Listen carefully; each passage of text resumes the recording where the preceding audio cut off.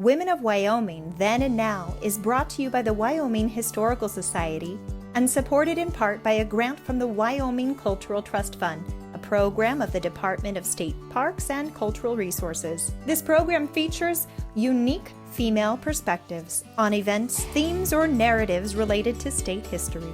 We, the host, believe that one woman's action toward a better future can result in a greater legacy that inspires and equips many generations of women to come.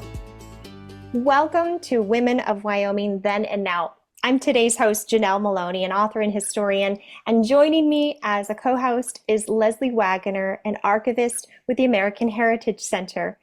Today, we are so excited to introduce our special guest is Yufna Soldier Wolf. She is presently the executive director of the Indigenous Equality Justice Coalition, formerly Riverton Peace Mission. And we are so thrilled to hear her stories of what it means to keep family safe and protected and represented with equity. And I'm really excited because she has a lot of passion for that topic. And I'll just give it to her now to tell us a little bit more about her background and experience, and then we get to dive deep into that. Hi, yes, everyone. Thank you for being here. My name is Yufna Soldier Wolf from the Northern Arapahoe Tribe. I live on the Wind River Reservation, and really just glad to be here. Thank you. And Yufna, I'm just wondering about if you could tell us more about your upbringing in St. Stephen's and how it has influenced your career path when it comes to like tribal resource preservation and environmental policy, which seem to be, if I'm right, real passions of yours. One of the things for me is I've grown up here on the reservation all my life. I went to and graduated from St. Stephen's Indian School, which was the first and first boarding school here on the reservation. My parents went to school there when it first became a boarding school. And so the Catholic Church had came here, acquired the land, and then had that's where they went to school. That's how they grew up. Their generation, their former generation before them, were settled here on the Wind River Reservation. So we were a nomadic tribe. We were sustained by the buffalo, and we followed the buffalo. One of the things about that is we didn't stay in one place all the time. And historically, we didn't stay in one place because we would destroy the environment if we stayed in one place. And so if we stayed in one place, it didn't make sense for the water quality and the land quality to be so great. So we moved around. As a tribe, a lot of the history and the knowledge I've acquired from my parents. My mom turned 88 and my dad was 90 when he passed away. I'm the youngest of 10 children. So I went to school here. I have a large family. A lot of my nieces and nephews are my age, and they have children my age, or they're my children's age. And so went to school most of my life. I finished my Indigenous Peoples Law degree last year. And then really just start trying to figure out what do I want to do. I am raising a family. And so, yeah, just trying to figure out what that looks like in the future, and just working along the way and finding projects that include a lot of our history while preserving who we are as Native Americans, as Arapaho people. I'm curious, Yufna, what drove you to pursue education with such passion, to be a student as you have been? I think my dad used to call me a professional student. He would an expensive student. Well, I think it was the opposite for boarding school, right? They were forced to go to school. You had to go to school. And so for me, it was a way of not just learning, but I love to learn about different cultures, different people. I love learning. I love knowledge. And growing up, my father had traumatic stories about him going to school. And I was like, school can't be that bad. But as you get out of high school and you get to college and you get to pick all these things that you want to learn about, it becomes a whole different world. And so I went to school for anthropology, bioforensics, archaeology, minor environmental natural resources, public relations, Indigenous studies, and then Indigenous law. So a lot of that has just been me wanting to learn, knowing that those resources and tools are here for my people, and I'm here to help my community. So that's what kind of drives that passion. That's an incredible career in education as well. But I know that you have done some spectacular achievements and projects in your work. But there's something really remarkable. I want to make sure that we can explain to our viewers right off the bat that is primarily the reason I reached out to you, because as a woman and as a mother, a family maker, it just it's everything to me. And particularly as a woman, just the way that our hearts work and how you pursued that. So can you please tell us about something you've done recently with the Carlisle Indian School that will impact our future perspectives on living in Wyoming, preserving Wyoming history in a responsible way, and especially doing this as women? Mm-hmm. Yeah, so I think it's great that we celebrate who we are as women. And not only that, but as tribal people, we're taught that as matriarchs, we are the ones who nurture and grow the tribe. And as matriarchal women, we are the ones who the men protect and provide for. And so there's that equal balance. And so without that balance, you kind of become, what am I doing? Where's my cultural identity? How do I move forward? I grew up with a strong sense of cultural identity and knowing what I need to do for my family, even when I didn't have kids. I knew that what I had to do eventually in the future would be for, the future of any kid. And so growing up, one of the things that we're taught and value is our family. And when our kids got sent off to boarding school, and it was a forced type of situation of basically taking them out of the hands of their families, you saw breakdown in family connections. They had no future because their children were gone. And so bringing back our children was something that was personal to me, but also it just so happened I had the education to move forward and figure out what do we need to have this happen. So we were first within all federally recognized tribes in the nation to get our children back. And that meant for me to negotiate with Arlington Cemetery attorneys to say, what does that look like? And how do we negotiate to bring them back? And they've been buried there in Pennsylvania for, at that time, 134 years. Throughout that time, we thought, well, we still have families, they still have relatives here, and they still want to see their relatives come back. So that is one big project I had worked on. And it was important to the state of Wyoming. It's important to the nation because this is our nation's history. This is something we should understand so that in the future we move forward in ways that really educate children in the ways of knowing what are our values and how do we move forward in protecting that. I think having family is really important. Like I said, I'm the youngest of 10. So growing up, I learned a lot of who I am, what our language, what is our history, and how revitalizing our language is important. Everything is alive to us, and it's so vibrant when we use our language. And so I think overall, not just in the state of Wyoming, but I think in the history of American history, those histories have to be preserved, because if not, then our cultural identity as a nation is lost. Right.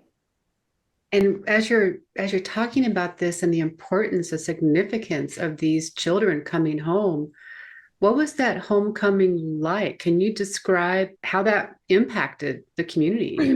It was healing.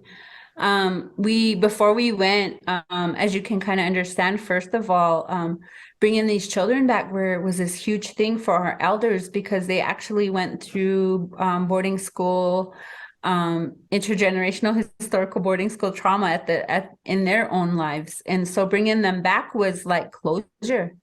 for my father, he passed away, I think a year or two right after that, because he finally had closure. He felt good. He felt like, man, I accomplished something. We made this right. And I'm done here, so he felt closure, and so did a lot of other elders. I wanted them to feel like this is something we all accomplished together. It might have been me, but it was all of us, and it's all of us as a community. And so bringing them back was huge.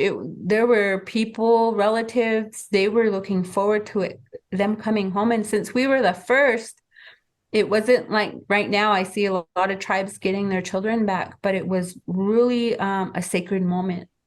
You could feel the elders just being so happy that you could feel it. You could see them. And it was like we're finally reconciling everything that's happened to us, and we're moving forward in a good way, a positive way. We were all dressed up in our traditional regalia. We had each child had a horse. Each child had their own war bonnet. Each child was recognized and acknowledged in the community. We had this huge feast. We had this huge, we call them giveaways, and we honored them because to us, they were those little warriors who went away and came back, and we were very honored for them to be back. So it was like I said, it was such a good feeling. And for me personally, I was so tired because I worked on it nearly my whole life, and I got to a point where I could finally rest and take a rest and reevaluate my own passions and goals of what do I want to do now? This was on my bucket list. What do I want to do next? Wow. And It's like an entire lifetime of work in one moment. Yes. Yeah. Yes. And it felt really good. We're so incredibly proud of that accomplishment and how it sets precedents for the next generation to take action as well, and to take family connections very seriously. And I think you've really done a great job elaborating on the background and the education and that buildup of what inspired and prepared you for that moment to go and finally get your family and bring them back together.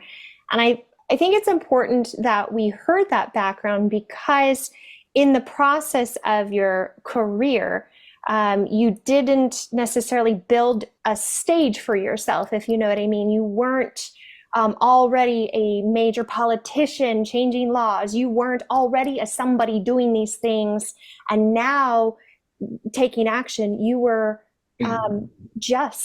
and that's not the right word to use, but you were just you. You were just Yufna saying, this is the right thing to do. And I can imagine that was an incredibly difficult scenario, but also because we had no precedents, you're facing the unknown possibilities. Mm-hmm. Yeah. So I think for that perspective, I feel like within our own tribal values, we're all taught as young children that we are somebody. And that we don't need to be front and center stage as celebrities to do anything. And that if your family and your community stand behind you, you are somebody. And you, from the time that you're a baby, we treat all our children as sacred. They're sacred people. And so in my world, I was somebody, but to know that, in the general scheme of entire nation, yeah, you have to be in the spotlight to get anything done. And so I feel like you're right. Like I wasn't a politician. I wasn't in, somebody famous. But not everybody has to be to do something to get anything done. Exactly. I'm thinking about the young girls, the young women, and making sure that they feel like they're somebody and that they can accomplish things. And how would you characterize mentorship, especially when it comes to woman to woman, female to female? Oh, yeah. Where you are.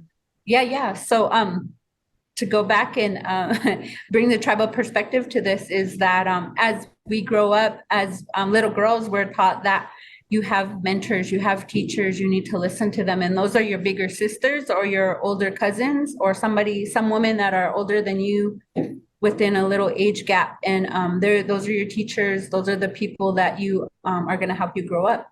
We don't learn to compete for anything. And in today's world, you have to compete to get anything. You have to compete with other women to get a job, to get a man, to get money, to whatever it is in this world. And we weren't taught that.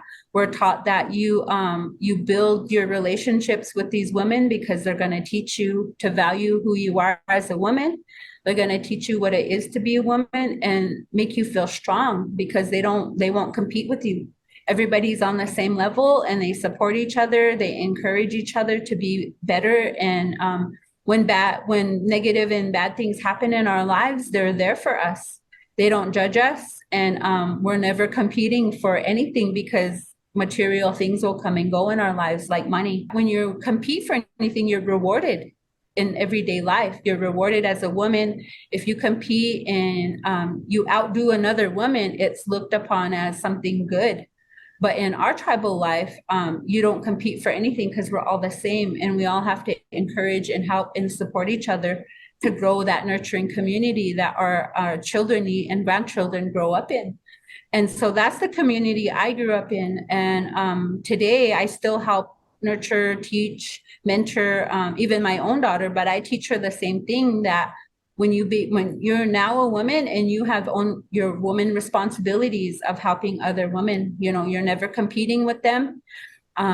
You get out there and get a job that you want to have and that you don't feel you have to give up certain things to have that job, and so that's the way we mentor and we teach our own. And that is really called reciprocity to us, because whatever you give to another woman, some other woman will help you and do whatever they need to do for you. And so that's the system I've grown up in. Wow. I like that way better. I wish that were the way it is. I wish it could be that way for all of us. Mm-hmm. Well, Yufna, you are incredibly humble and you definitely do not toot your own horn. So I'm happy to toot the horn for you. But sometimes we do think that what we are doing now is small or insignificant because we can't see the ripple effects. We can't see how the next generation will latch on and now take it to the next level.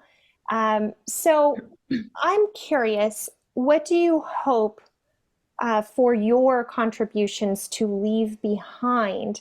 Or another way to put this is, you've made history. So now what do you hope that we do with that history? Mm-hmm. I hope we don't repeat that history of continuously looking at not just Native tribes, but people overall. Dehumanization of people is not good, but to also send them off to a school that they didn't want to go to and forcing them to tell them that who they are wasn't right. That part of the history should not be repeated. And I feel like we learned from that and we move on and we're better situated in the ways that we accept people, and we move on and move forward in a way as a country to realize that everybody is different, everybody is unique, but we need to focus on the uniqueness and those differences and make it a world where we all do benefit from various policies, various things at a human level. I hope that part is not repeated. And I feel the positive part to that, I feel, is I hope that our younger people understand that it's okay to be different and unique. It's okay to follow your passions. It's okay to be who you are, because in the end, you will be rewarded in ways that you didn't know, because I didn't know this. I did this for the benefit of to not have to see my elders cry at a table and know that they were stripped from their parents. I want our young people to know and acknowledge what happened to us was horrific, but guess what? Your life is entirely different today, and it could be made more positive, and you can bring a lot more positivity to this world. And I hope that's what is brought. That's the value I hope that is brought from this story. I'm curious, Yufna, if I'm thinking about what it was like as a young girl versus say a boy to go to a boarding school? Like, was there any difference in experiences? Yeah. My mom had different experiences than my father. When they went off to boarding school, I feel like knowing a lot of my aunts and uncles' stories that they've shared with us, a lot of the women experiences were entirely different from the men, only because a lot of the times these women, these girls at the time actually had babies from a lot of the priests or the men at these schools. And so moving forward with that trauma of either having that kid taken away from you or buried was another part of that trauma. That is something men or boys did not experience. A lot of what had happened to a lot of my aunts and other women who shared their stories were forcefully sterilized when they did come back home.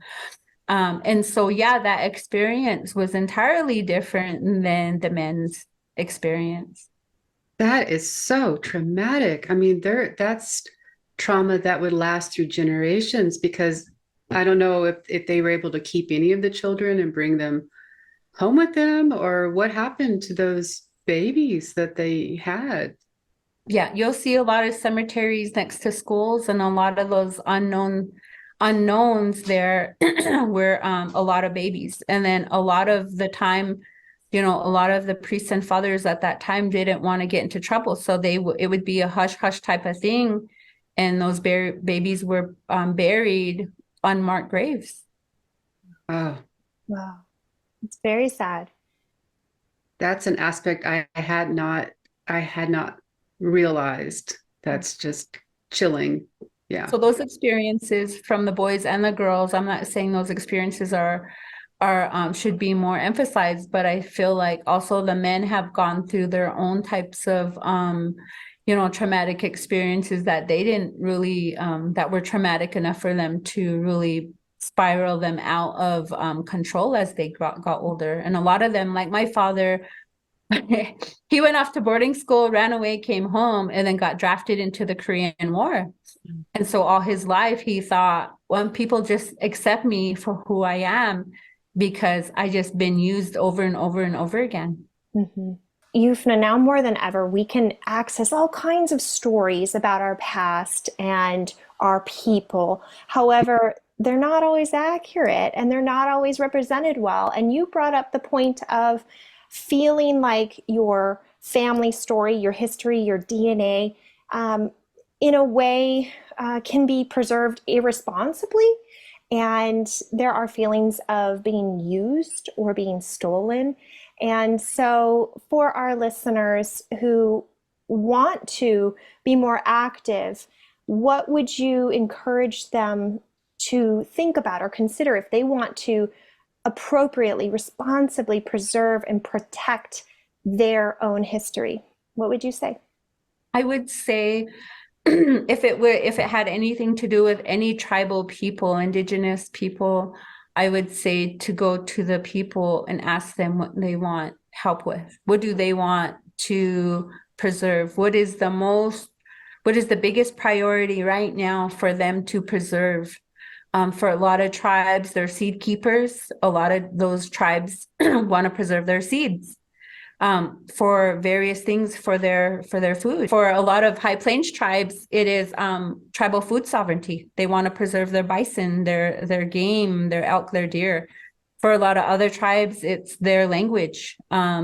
And then I do see a lot of academics, as I saw myself, scholars who will go to reservations and write about tribes, but never give back to tribes. And so tribes say, where did that information go? How do we access it? How do we move forward? And how do we not feel used the next time a scholar wants to come around and ask us the same question? Are you just doing it for yourself, or are you doing it to actually preserve this for the people? And for myself, when I went off to school, I had the responsibility of learning as much as I could and coming back and teaching our people. And my dad would always say, as women, you can send a man off to school and he'll take that knowledge and make a life and a home for himself. But if you go and you teach a woman, she'll bring that knowledge back and teach her family, her husband, her children, her family, her tribe, her community, and she'll make sure those resources are coming back to the people. So that's what I want to end with, is that value of reciprocity, that value of knowing that whatever you learn out there can benefit Indigenous people. And what does that look like to each scenario and situation individually? Because we can all make this world a better place. It just has to come from that person individually with the passion to say, how can this impact people in a positive way? Wow. Well said. What an amazing interview. Well, unfortunately, that's all the time we have for today's interview, but we know that there is so much more, not just with Northern Arapahoe cultures, not just with Wind River Reservation, not just with Wyoming. There's so much more that we can dive into with Yufna. And for our viewers, we will go ahead and include links and other resources as a first step to take a look a little further into this subject. And we hope that that will encourage you to go ahead and do so. And I don't want us to leave without mentioning that there is a film that goes along with this story. It is called Home from School.